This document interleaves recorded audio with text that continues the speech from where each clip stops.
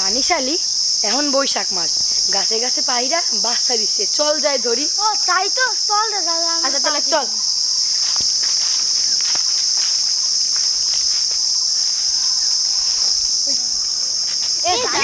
আজকে না বাংলা ম্যাডাম অনেক ক্লাস অনেক মজার মজার কথা বলেছে। জানি দেখ দেখ কি বলছিস, কি হচ্ছে রে? মনে কাঁঠাল চুরি করতে। চল আমরা দেখে আসি কি হচ্ছে। চল দি, চল চল। শান্ত হয়ে আলি, তোরা কি হচ্ছিস রে? ওরা কাঁঠাল চুরি করছিস। আমরা খারাপ আছি, আমরা ফাইভ পারতেছি। এ তোরা পাহিদে কি করবি রে? আমি খাবো। আমি পুষবো, আমি বাজারে বেচবো। ও রে আল্লাহ, এ কি কলি? এ তোরা কি জানিস না, বন্যপ্রাণী আইন অনুযায়ী 2012 থেকে পোষা খাওয়া এইসব আইনগতভাবে অপরাধ।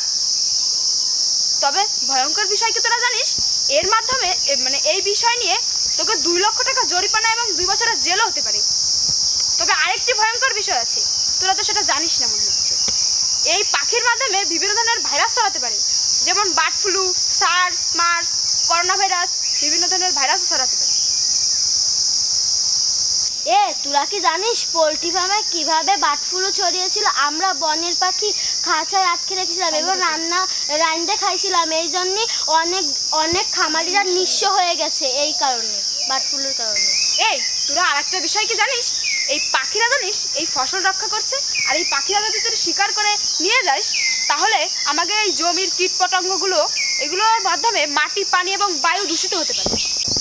জানিস আরেকটি ভয়ঙ্কর বিষয় আছে, সেটা হলো এই যে এই পাখি যদি কীটনাশকের কারণে মাটি, পানি, বায়ু মানে দূষিত হয়ে যাচ্ছে এবং দেশীয় বিভিন্ন রকমের মাছও বিলুপ্ত হয়ে যাচ্ছে, এবং এই কীটনাশকের কারণে অনেক মানুষ ক্যান্সার, লিভার এবং বিভিন্ন রোগে আক্রান্ত হয়ে মারা যাচ্ছে। বলিস কি তোরা? আলোর মিছিল কি?